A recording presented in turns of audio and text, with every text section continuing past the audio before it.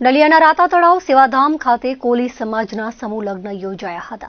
રાતા તળાવ સેવાધામ ખાતે કચ્છી ભાનુશાલી ઓધવરામ સત્સંગ મંડળ, સદગુરુ મેડિકલ એન્ડ એજ્યુકેશન ચેરિટેબલ ટ્રસ્ટના સહકારથી જયવીર માંધાતા પશ્ચિમ કચ્છ કોલી સમાજ દ્વારા છઠ્ઠા સમૂહ લગ્નનું આયોજન કરાયું હતું। આ પ્રસંગે 70 યુગલોના આશીર્વાદ સમારોહ યોજાયો હતો, જેમાં સંબોધન કરતા કચ્છના સાંસદ અને પ્રદેશ ભાજપ મહામંત્રી વિનોદ ચાવડાએ ભાનુશાલી સમાજે સામાજિક સમરસતાને અનેરી મિસાલ પૂરી પાડી છે તેવું જણાવ્યું હતું। તેમણે ભાનુશાલી સમાજની ભાવના અને સામાજિક સમરસતાની આ પહેલને બિરદાવી હતી। તેમણે કોલી સમાજ સ્વમાની સમાજ છે અને તેને સમાજના મુખ્ય પ્રવાહમાં જોડવાનું કાર્ય આવા કાર્યક્રમો થકી મળશે તેવી લાગણી વ્યક્ત કરી હતી। ઓધવરામ સત્સંગ મંડળના સ્થાપક મનજી બાપુ દ્વારા માનવ સેવા અને ગૌ સેવાના થઈ રહેલા કાર્યો છેવાડાના અબડાસા તાલુકા માટે આશીર્વાદ સમાન તેમણે ગણાવ્યા હતા। આ પ્રસંગે ખાસ ઉપસ્થિત રહેલા જૂનાગઢના યુવા સાંસદ રાજેશ ચુડાસમાએ કચ્છી લાતાઓની દિલેરી અને કોલી સમાજ પ્રત્યેની સંવેદનશીલ ભાવના થકી આવા કાર્યો શક્ય બન્યા છે તેવું જણાવ્યું હતું અને સરહદી અબડાસા તાલુકામાં આવા સેવાભાવી કાર્યો થકી રાષ્ટ્રીય સુરક્ષા અને ભાઈચારાને વેગ મળશે તેવી લાગણી વ્યક્ત કરી હતી। કોલી સમાજને શિક્ષણ ક્ષેત્રે આગળ આવી વ્યસનોથી દૂર રહેવામાં તેમણે અપીલ કરી હતી। રાજ્યના સિનિયર કેબિનેટ મંત્રી અને ગુજરાતના કોળી સમાજના ધુરંધર નેતા એવા કુંવરજી બાવળિયાએ વર્ચ્યુઅલ સંબોધન કર્યું હતું। ઓધવરામ સત્સંગ મંડળ અને પશ્ચિમ કચ્છ કોલી સમાજ દ્વારા થયેલા આયોજનને બિરદાવ્યું હતું। સંતો મહંતોએ ઉપસ્થિત રહી નવ દંપતીને આશીર્વાદ આપ્યા હતા। સમૂહ લગ્ન પ્રસંગે ગણેશ સ્થાપના, ગ્રહ શાંતિ, આશીર્વાદ સમારોહ, હસ્તમેળાપ અને કન્યા વિદ્યાની પરંપરાગત લગ્ન વિધિઓ યોજાઈ હતી। 70 યુગલોને દાતાઓના સહકારથી ભેટ સોગાદ રૂપી આશીર્વાદ અપાયા હતા। દાતાઓ તેમજ વિવિધ સમાજોના અગ્રણીઓનું સન્માન કરાયું હતું। દિવાળીબેન આહિર અને સાથી કલાકારોએ લગ્ન ગીતોની રમઝટ બોલાવી હતી। આ પ્રસંગે સંત વાલરામજી મહારાજ પાંજરાપોળ રાતા તળાવ ખાતે 2 કરોડથી વધુના ખર્ચે નિર્માણ પામનાર અદ્યતન પશુ સારવાર કેન્દ્રનું ખાતમુહૂર્ત કરાયું હતું। રાતા તળાવની સંત વાલરામજી મહારાજ પાંજરાપોળ સંકુલમાં 25,000 સ્ક્વેર ફૂટમાં અદ્યતન પશુ સારવાર કેન્દ્રનું નિર્માણ થવાનું છે, જેનું દાતાઓના હસ્તે ખાતમુહૂર્ત કરાયું હતું। આ પ્રસંગે વિવિધ ગામના ભાનુશાલી સમાજના મહાજન મંડળોના પ્રતિનિધિઓ સહિતના ઉપસ્થિત રહ્યા હતા। પાટીદાર સમાજ જે અમે રાતા તળાવ અહીંયા જોયું હતું ને આ જે દુષ્કાળ પડ્યો 3 વર્ષ સતત દુષ્કાળ પડ્યો ત્યારે મનજી બાપાએ જે એલાન કર્યું હતું કે જે ગૌવંશ છે જે ના પાડી શકતા હોય એ અમારે રાતા તળાવ મુકામે અહીંયા કને પહોંચાડો, અમે એને સુરક્ષિત ખાનપાન બધું દેશું અને અમે સીધીથી જોડાના છીએ। સતત અમારું અહીંયા કાર્ય ચાલુ છે। અમે હું પાટીદાર તરફથી અમે 6 સેટ બનાવ્યા અને એક હોસ્પિટલની જરૂર હતી જે આપણે દીપભાઈ ગજરાએ આપણે રાતા તળાવે પૂર્ણ કરી છે અને રાજેશભાઈ પણ આ સંસ્થા સાથે જોડાયેલા છે। તો એ 2 દાતા પરિવારનો ખૂબ ખૂબ આનંદ અને નિયાણ્યું આજે 70 જુગલબંધીનો નિયાણ્યું છે અને આપણે ગાયું પણ એક નિયાણી જ છે એ તરફથી આપણે જે આ સહયોગ મળ્યો છે તો બહુ ખૂબ ખૂબ આનંદ થયો આ દીકરીઓ માટે। અને અમે આ સમૂહ લગ્નમાં કોઈ પણ ભેદભાવ રાખ્યો નથી, દરેક સમાજ આમાં જોડી અને સાથે લઈએ છીએ। એમાં પ્રથમ જે દાતારો જે છે એ અમારા ભાનુશાલીઓ છે, એમાં બીજા પણ જોડાયેલા છે અને એ બધા દાતાર જે હોસ્પિટલના જે દાતાર બન્યા છે એ પણ છે અને ચાંદરા પરિવાર પણ છે। દરેક રીતે અમે એને પૂરો માતાજીને આશીર્વાદ લઈ આ ધજાવાડી પાસે અને કાર્ય સફળ કરીએ છીએ અને જે પણ માણસો આ સમૂહ લગ્નમાં ભાગ લેશે અને દીકરીઓ પાસે અને માતાજી આગળ જે પ્રાર્થના કરશે, જે પણ અપેક્ષા હશે એના બધાના સંકલ્પ પૂરા થશે। આ ભૂમિ એ છે। આ વિસ્તારમાં ક્યાં હોસ્પિટલ નથી ગાયો માટે, માણસો માટે છે સગવડ, પણ ગાયો માટે એટલી સગવડ નહીં હતી એટલે અમે મટલીસ હોસ્પિટલ બનાવી રહ્યા છીએ।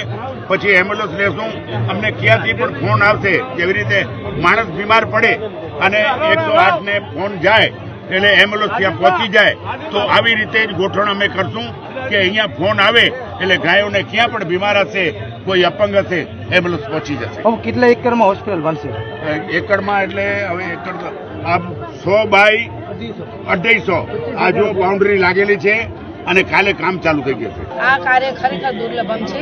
આજે આપણે જોઈએ છે કે ભગવાન ધરતી ઉપર ઉતર્યા છે એ તો આપણે બધું સાંભળ્યું છે અને ગ્રંથમાં સાંભળતા જ રહ્યા છીએ, પણ આજે આ ગૌ સેવા એટલે સાક્ષાત માની પૂજા એ હું રાતા તળાવે જોઉં છું અને એનાથી પણ અતિશય જેને કહીને દુર્લભમ કાર્ય, આ કાર્ય ક્યારે થયું નથી કચ્છમાં, હવે થયું છે। એટલે કે મોટું પશુ માટે કે સારવાર કેન્દ્ર એટલે મોટામાં મોટી મલ્ટી હોસ્પિટલ બની છે એ અમારા માટે ખૂબ ભાગ્યશાળીની વાતો છે. મારા ગુરુજી ઓધોરામ બાપા 18 વર્ણને આવર્યું છે એમણે, એમાં અમારા કોલી સમાજનું પણ આવે છે. આજે તો અમારા ખૂબ ધન્ય ભાગ્ય છે કે આજે રાતા તળાવ ઉપર મંજી બાપુએ આવું જેને કહેવાય ને કન્યાદાન એટલે મહાદાન, અહીંયા કન્યાદાન આપી અને અહીંયાથી છોકરીઓને વિદાય આપશે એટલે 3 ત્રિવેણી સંગમનો અહીંયા અમે જમાવટ જોયો છે કે આજે ગૌ માતાનું પૂજન અને આજે એમની સારવાર માટે હોસ્પિટલ બની છે. બીજી વાત કે અહીંયા કન્યાદાન એટલે મહાદાન અને મા સાક્ષાત આશાપુરા જગદંબા રૂપે અહીંયા બિરાજેલા મંદિર છે એટલે ત્રિવેણી સંગમ અમે અહીંયા જોઈએ છીએ. આજના પ્રસંગે ખરેખર અદ્ભુત એક ખુશીનો પ્રસંગ છે અને ગર્વ લેવા જેવી બાબત છે કે આજે અહીંયા સમૂહ લગ્ન બી છે અને પશુ હોસ્પિટલનું ભૂમિપૂજન બી આજે અહીંયા કરવામાં આવ્યું. કહેવાય છે ને કે પહેલું સુખ તે જાતે નર્યા, અગર શરીર સલામત તો બધું સલામત, સર સલામત પગડી સલામત તો બધું સલામત. તો આજે પશુઓ માટે જો આવા સારવારના કાર્ય અહીંયા સારવાર કેન્દ્ર ઊભું થાય છે તો ખરેખર આપણો પશુધન અગર સુરક્ષિત છે તો આપણે જ આજે ગાય માતાનું દૂધ અને એમાંથી જ બધી વસ્તુ આપણે વાપરતા હોઈએ તો આપણું શરીર બી શુદ્ધ રહે છે અને તંદુરસ્ત રહે છે. આજનો જે અદ્ભુત કાર્યક્રમ છે અને એક અદ્ભુત શરૂઆત છે ખાલી આ. સાથે સાથે મારા મિત્ર દીપભાઈએ આ મુખ્ય યજમાન તરીકે હોસ્પિટલનું ભૂમિપૂજન કર્યું એ અમારા માટે આનંદની વાત છે. બાપુ વિશે જેટલી વાતો કરી એટલી ઓછી જ છે. કલ્પના બહાર કહેવાય ને કે અમારા આમ આજના આધુનિક યુગના અમારા એલોન મસ્કથી પણ અદ્ભુત વિચાર રાખતા અમારા બાપુ છે કે માણસ પૃથ્વી સુધી વિચારે, એ પૃથ્વીથી આગળ મંગળથી બી આગળ સૂર્ય સુધી વિચારે છે. ખરેખર એમની દીર્ઘદ્રષ્ટિને સલામ છે અને અદ્ભુત સમૂહ લગ્નનું કાર્યક્રમ આજે ભવ્ય રીતથી ચાલી રહ્યું છે. ખરેખર અમારી ભાનુશાલી જ્ઞાતિ માટે આ ગર્વ લેવાની વાત છે અને અન્ય સમાજ અમારી સાથે જોડાયો છે. ખરેખર અમે સમાજનો બી ધન્યવાદ કરીએ છીએ. હું હરિભાઈ શંકરલાલ કટારમલ, કચગામ નલિયા, રાતા તળાવ ઓધરામ સત્સંગ મંડળ અહીંયા જે ચાલે છે ત્યાંનો પ્રમુખ છું. આજે અહીંયા અમારા આંગણે જે હમણાં એક ખાતમુહૂર્ત થયો કે મલ્ટીસ્ટાર હોસ્પિટલ બહુ મોટી બનવાની છે, જેના દાતાર શ્રી મીતાબેન શંભુભાઈ ગજરા પરિવાર હસ્તે, દીપભાઈ શંભુભાઈ ગજરાના હસ્તે હમણાં અમે અહીંયા હોસ્પિટલનો ખાતમુહૂર્ત થયું અને સાથે આજે અહીંયા 70 જોડી એટલે કે 140 જણા મતલબ 70 કન્યાઓના લગ્ન આજે રાતા તળાવ ખાતે રાખેલા છે, જેમાં ઓછામાં ઓછા 20,000 માણસોની હાજરી છે અને બધા અહીંયા બહુ ભવ્ય સમારંભ હમણાં ચાલુ છે. અમારા મેન જે અહીંયાના રચયિતા છે મનજીભાઈ ચેસી માવ એટલે અમારા ગુરુજી, એમના હસ્તે બધું થઈ રહ્યું છે. આ વર્ષે કચ્છમાંથી શિયાળાની સિઝનની વહેલી વિદાય લઈ લીધી છે. સામાન્ય રીતે મહાશિવરાત્રી પર્વ બાદ કચ્છમાંથી ઠંડીની વિદાય થતી હોય છે, પરંતુ આ વર્ષે ફેબ્રુઆરી મહિનાની શરૂઆત સાથે ઠંડીમાં ક્રમશઃ ઘટાડા સાથે ગરમીએ દસ્તક દીધી છે. ત્યારે જિલ્લામાં વીજ માંગમાં 10% વધારો થયો છે. ગત વર્ષે ફેબ્રુઆરી મહિનાની સરખામણીએ આ વર્ષે ફેબ્રુઆરી મહિનામાં વીજ માંગ વધી છે. છેલ્લા 5 વર્ષની સરખામણીએ આ વર્ષે ઉનાળામાં વીજ માંગ નવી સપાટીએ પહોંચે તેવી સંભાવના છે. આ અંગેની વિગતો મુજબ આ વર્ષે ફેબ્રુઆરી મહિનામાં જ ઠંડી ઓછી થઈ હોવાથી રહેણાંક, કોમર્શિયલ, ઔદ્યોગિક અને કૃષિ વિષયક વીજ કનેક્શનોમાં વીજ ખપત વધી છે. ખાસ કરીને દિવસ દરમિયાન પંખા, એસી, ફ્રીજ જેવા ઉપકરણોનો વપરાશ વધ્યો છે. છેલ્લા 4 વર્ષથી સિઝન બદલાતી હોય તેવા સમય એટલે કે ફેબ્રુઆરી મહિનામાં વીજ માંગ સતત વધતી રહે છે. આ વર્ષે કચ્છ સહિત રાજ્યભરમાં ગત ફેબ્રુઆરી માસની સરખામણીએ વીજ માંગ 11%થી વધુ વધી છે. આ વર્ષે ફેબ્રુઆરી મહિને જ રાજ્યમાં 23,633 મેગાવોટ વીજ માંગ ઊભી થઈ છે, જે વિતેલા 4 વર્ષની સરખામણીએ વધુ છે. વર્ષ 2024માં 21,248 મેગાવોટ, વર્ષ 2023માં 19,185 મેગાવોટ, વર્ષ 2022માં 17,304 મેગાવોટ અને વર્ષ 2021માં 17,292 મેગાવોટ રહી હતી. કૃષિ ઇન્ટેલિજન્સના રિપોર્ટ અનુસાર આ વર્ષે દેશભરમાં 4.5%થી 5.5% સુધી વધ્યું છે. પશ્ચિમ ગુજરાત વીજ કંપની દ્વારા ઉનાળા દરમિયાન કચ્છમાં વીજ વિક્ષેપની ઘટનાઓ ઓછી બને તે માટે કવાયત હાથ ધરી છે.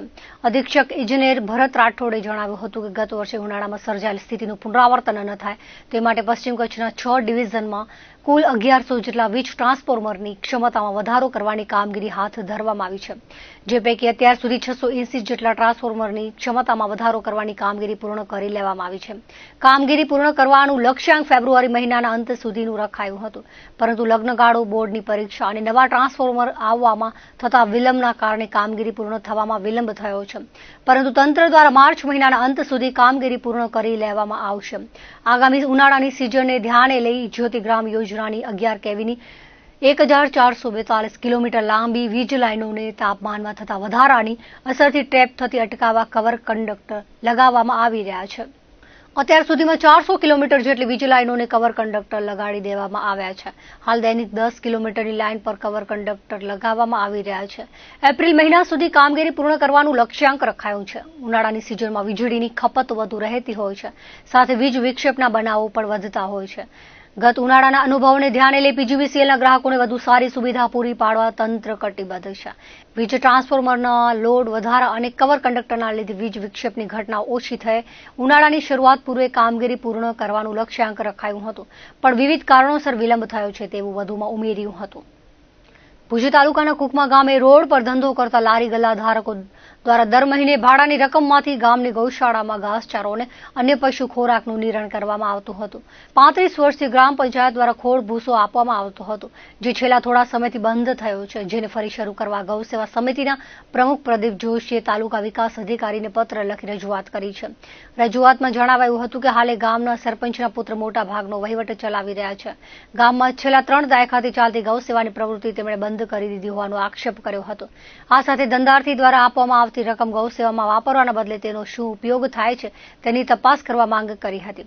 ગામના ધંધાર્થીઓ દ્વારા નિયમિત રીતે પંચાયતમાં અપાતી રકમ ગૌસેવા માટે વપરાય તે દિશામાં કાર્યવાહી કરવાનો અનુરોધ કર્યો હતો. ગામનો ગૌશાળો છે, આંખોનો ચરો હતો. વર્ષોથી 75ની સાલથી મને સાંભળે તેમ પંચાયત આખાનો ચરો પંચાયત દીધી મહિને 2 પહેલા ઓછો થતો, હવે 2000 એનો ખર્ચો લાગે. એક ભૂસાની ગુણ ને એક ખોળની ગુણ, મહિનામાં 2 ગુણ ખપે. કાયમ ધોરણે પંચાયત આપે છે. આથી પહેલા પંચાયત આપતી હતી એના ઠેરાવે છે, પણ હમણાં શું થયું કે એના વિરુદ્ધ જૂરથી આખાનો ચરો એને બંધ કરી નાખ્યો. 1 વર્ષ થયું. એ સરપંચનો છોકરો એ મને વાત જાણવા ચડી કે એના છોકરાએ બંધ કરાવી. મેં તપાસ કરી, ભાઈ બંધ શું કામ કરાવ્યું? તો મને આજ 15 દિવસ એમ કે કાકા ચાલુ કરી દે, હજી એને ચાલુ કરાવ્યું નહીં. એટલે મેં કાલે તલાટીને કીધું, મેં કેમ ભાઈ હજી ચાલુ નથી થતું?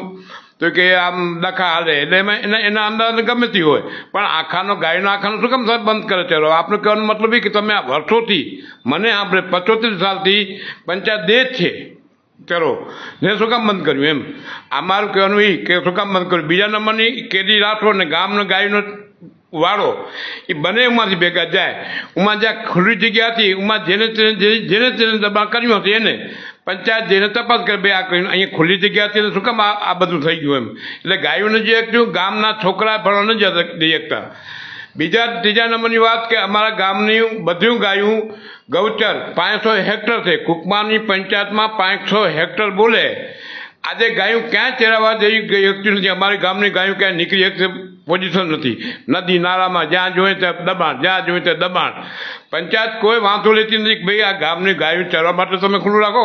એ પંચાયત અમે એને જાણ કરી, અમે એમાં રૂપિયા ભર્યા. 2021માં 18 તારીખના ચોથા મહિનામાં રૂપિયા ભર્યા 61,000 માપણીના. એની પોચ મારા કને છે કે સાહેબ આની માપણી કરાવો. પંચાયતમાં આપણે રજૂઆત કરી, પંચાયત સરકાર આટલું જે પૈસા દેતા હોય તો તમે ગૌચર શું કામ ખાલી કરાવતા? એની કોઈ આજ સુધી પંચાયતે વાતો લીધી નહીં. સાહેબ ને ગાય કરીને માણસો દાન દે, આ તો હમ એના લઈ લે રહ્યા. એટલું કુકમામાં દબાણ, અતિથનું ગતિ દબાણ ગૌમુખ છે, એટલું દબાણ કરી બેઠા, પણ પંચાયત કોઈ વાતો નથી, ક્યાંય છે જ નહીં. નાલી નાળામાં દબાણ, સારી ચોક ઉમાય દબાણ. હવે જાય ક્યાંથી? પબ્લિક ક્યાં જાય? સારી ચોક દબાવી નાખ્યો. હમણાં ભાઈ મકાન બનાવ્યું, એમાં સારી ચોક દબાણ ના, ભાઈનો રસ્તો બંધ થઈ ગયો. પણ પંચાયતને કાંક તો જેવું ખબર ને, જી પંચાયતમાં હોય.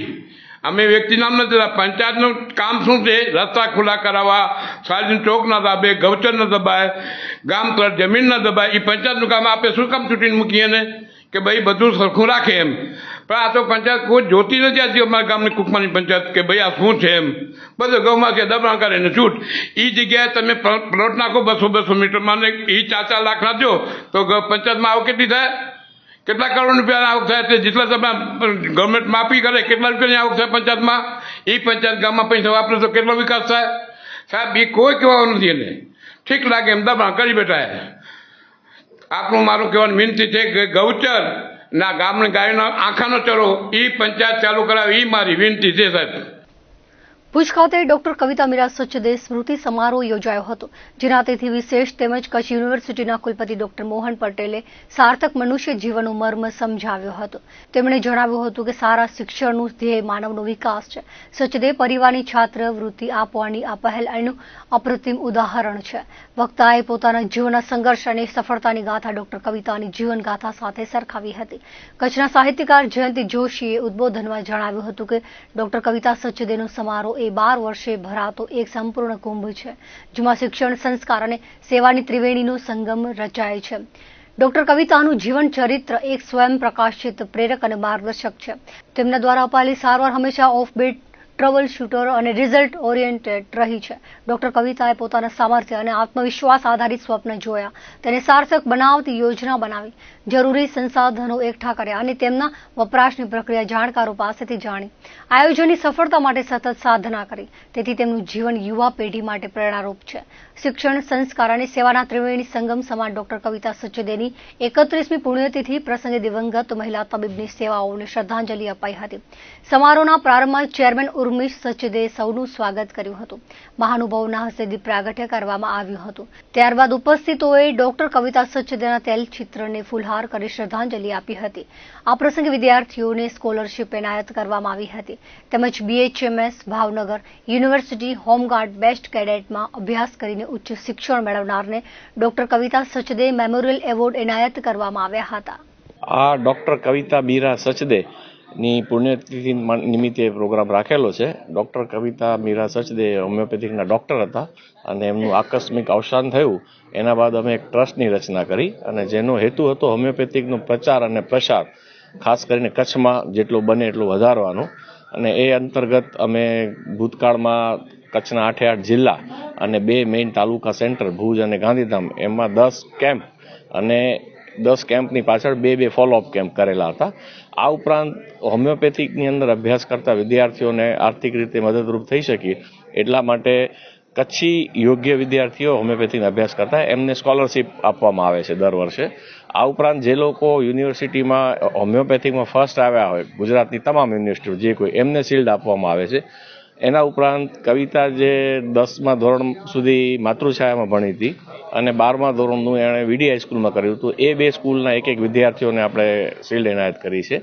આના ઉપરાંત ગાંધી જીવન, ગાંધી વિચાર ઉપરની વિવિધ પરીક્ષાઓ લેવાય છે, સંસ્કૃતની વિવિધ પરીક્ષાઓ લેવાય છે. એ બધામાં જે લોકો કેન્દ્રમાં, સેન્ટરમાં કે રાજ્યમાં પ્રથમ આવે છે એમને આપણે શિલ્ડ એનાયત કરી છે. અને આના સિવાય પણ કોઈ વિશિષ્ટ સિદ્ધિ કોઈ મેળવી હોય કચ્છમાં તો એમને સ્પેશિયલ એવોર્ડ પણ આપીએ છીએ. આમ તો ટ્રસ્ટ તરફથી શરૂઆતમાં 2 સ્કોલરશીપ ડિક્લેર કરેલી હતી. પાછળથી એક ટ્રસ્ટી શ્રી માણેકલાલભાઈ શાહ, એમનું અવસાન થયું તો એમના પરિવાર દ્વારા એક સ્કોલરશીપ ડિક્લેર કરવામાં આવી, એટલે 3 થઈ હતી. એના પછી એક અન્ય ટ્રસ્ટી શ્રી મધુભાઈ જેઠી, એમનું અવસાન થતાં એમના પરિવાર તરફથી પણ એક સ્કોલરશીપ ડિક્લેર કરવામાં આવી હતી. એટલે સામાન્ય રીતે 4 સ્કોલરશીપ આપીએ છીએ અને first year, second year, third year અને ફોર્થ યર 4 વર્ષના વિદ્યાર્થીઓને આપીએ છીએ. અને એવી રીતનું રોટેટ કરીએ છીએ કે શક્ય હોય તો એ જ વિદ્યાર્થીઓને દર વર્ષે રોટેટ થયા કરે, તો જ્યાં સુધી અભ્યાસ પૂરો થાય ત્યાં સુધી એ સ્કોલરશીપ મેળવે. જેમ કે આજે એક બેન છે એ ઉત્તર ગુજરાત યુનિવર્સિટીમાં 2nd નંબરે આવ્યા છે, પણ એમને છેલ્લા 4 વર્ષથી સ્કોલરશીપ મળેલી છે. ફર્સ્ટ યરથી કરીને ફોર્થ યર સુધી આપણા ક્લબ ટ્રસ્ટ તરફથી જે સ્કોલરશીપ મળી હતી એ એમને મળતી રહી છે. તો એ રીતની સામાન્ય રીતે 4 આપીએ છીએ, પણ આમ છતાંય ક્યારેક એવું લાગે કે વધારે એપ્લિકેશન આવી ગઈ છે અને ખરેખર યોગ્ય વ્યક્તિઓ છે જેને સ્કોલરશીપ આપવા જેવી છે તો વધારે સંખ્યામાં પણ કરીએ છીએ. તો એ રીતની આ વખતે કુલ 6 સ્કોલરશીપ આપીએ છીએ. 4 ટ્રસ્ટ તરફથી આપવામાં આવશે, એક માણેકલાલભાઈ શાહ પરિવાર તરફથી અને એક શારદાબેન અને મધુકાંતભાઈ જેઠી પરિવાર તરફથી આપવામાં આવશે. આર્થિક હોય તો એના માટે આપણે સ્કોલરશીપ આપીએ છીએ. બીજું કંઈ ગાઈડન્સ જોઈતી હોય તો એ પણ આપી શકીએ છીએ. ડૉક્ટર કવિતાએ ઘણા બધા આર્ટિકલ્સ લખ્યા છે હોમિયોપેથિકના રોગો અને એના ઉપચારો વિશે, તો એ બુક પણ અમે દરેકને આપતા હોઈએ છીએ. આ સિવાય જો કોઈ પણ વ્યક્તિ આવી અને અમારી પાસે કોઈ સ્પેસિફિક વાત કરે કે આ મુશ્કેલી છે તો એ અંગેનું કંઈ નિર્ણય લઈ શકાય.